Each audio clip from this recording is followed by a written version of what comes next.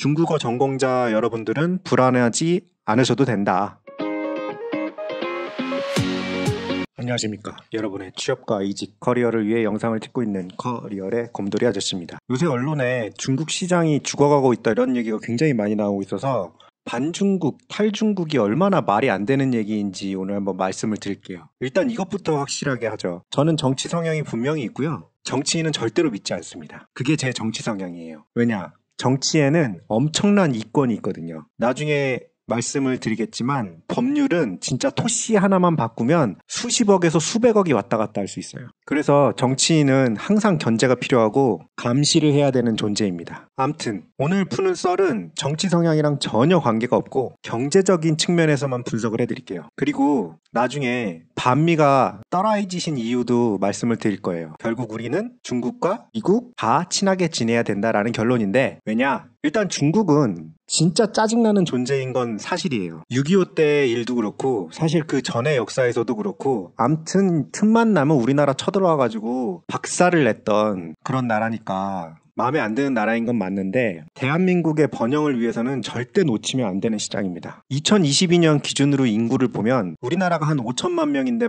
반해서 중국은 14억 명입니다. 14억 명. 이 사람들한테 칫솔 한 개씩만 팔아도 갑부가 될 수 있다는 게 그냥 하는 말이 아니에요. 만약에 칫솔을 팔아서 100원씩 남는다고 생각을 하면 중국에서는 1,400억이 남아요. 우리나라에서는 52억이 남는데 반해서. 그러니까 중국 시장에 엄청난 기업들이 들어가서 어떻게든 살아남으려고 하는 거예요. 애플도 그렇죠. 어떻게 보면 중국 권력에게 굴복하는 것 같은 모습을 보이기도 했잖아요. 미국 정치인들이 난리를 침에도 불구하고 애플은 돈을 벌기 위해서 그렇게 하는 거예요. 그리고 그게 현명한 거고. 그리고 하나 더 말씀을 드려보면 운송비예요. 제가 예전에 전략 관련해서 일을 많이 했기 때문에 중국 시장은 반드시 분석을 하거든요. 그런데 우리나라 재벌들도 그렇고 윗분들도 그렇고 중국 시장에만 의존하는 거에 대해서는 굉장히 경계심이 있습니다. 이게 중국이 싫고 좋고의 문제가 아니고 모든 경영자들은 고객을 하나만 갖고 운영하기를 원하지 않아요. 그래서 다른 나라들도 다 훑어보거든요. 근데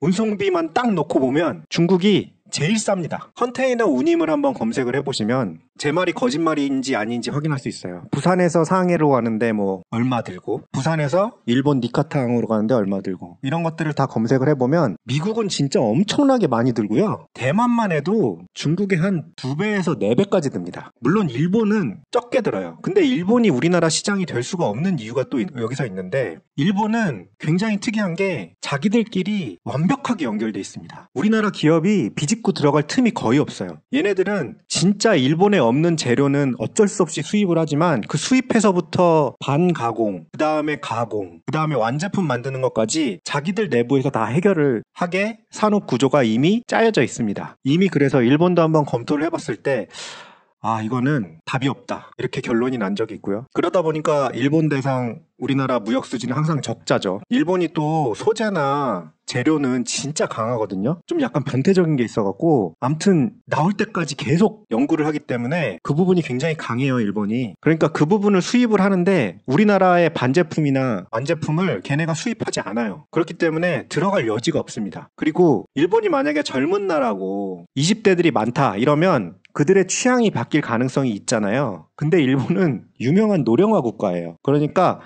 소비자들도 굉장히 보수적입니다. 그래서 결국 우리나라의 최대 시장은 여전히 중국일 수밖에 없다. 중국어 전공자 여러분들은 불안해하지 않으셔도 된다. 이렇게 말씀을 드릴 수 있고요. 그리고 또 하나, 중국 시장을 타겟으로 하지 않는 회사가 있다. 그런 회사는 연봉이 많이 올라갈 가능성이 상당히 제한되어 있는 회사입니다. 왜냐하면 회사가 돈을 잘 벌어야 회사원들한테도 보상을 많이 해주거든요. 그런데 가장 큰 시장을 그냥 갖다 버린다? 그건 진짜 웃기는 거예요. 물론 중국 시장이 항상 좋냐? 아니죠. 중국은 되게 특이한 게 예전에 제가 사업 개발하러 갔을 때 그 회사가 되게 큰 회사는 아니었거든요. 꽤나 돈이 많이 들어간 회사이긴 하지만 그래도 우리나라로 따지면은 대기업에 있는 계열사 중에 약간 작은 정도? 이 정도 사이즈의 회사였는데 그 회사에도 공산당 간부가 파견돼 있어요. 그리고 그 공산당 간부가 사장보다 힘이 세요. 사장을 그냥 전화로 그 자리에서 불러낼 수 있을 정도로. 그 말은 공산당 눈에 잘못 띄면 그냥 거래가 끊깁니다. 그런 되게 어이없는 나라이기도 하지만 어쨌든 돈은 많이 벌 수 있으니까 생각 있는 회사들은 다들 중국 시장을 노리고 있는 거고요. 그리고 엄청난 경쟁이 이루어진다는 것도 사실이에요. 아무래도 시장이 크고 거기서 한번 먹기 시작하면 답도 없이 엄청난 매출을 일으킬 수 있기 때문에 웬만한 쟁쟁한 세계적인 대기업들은 다 들어가 있어요. 거기서 살아남는 게 또 쉽지가 않아요. 그래서 중국 시장이 만만치는 않습니다. 하지만 거기를 놓치면 답이 없는 것도 맞습니다. 즉 중국 시장은 이기기 어렵지만 우리나라 입장에서는 놓칠 수 없는 시장이다. 이렇게 정리를 할게요. 오늘 내용이 도움이 되셨다면 구독과 좋아요 부탁드리고요. 다른 의견이 있으시면 댓글 환영합니다. 감사합니다.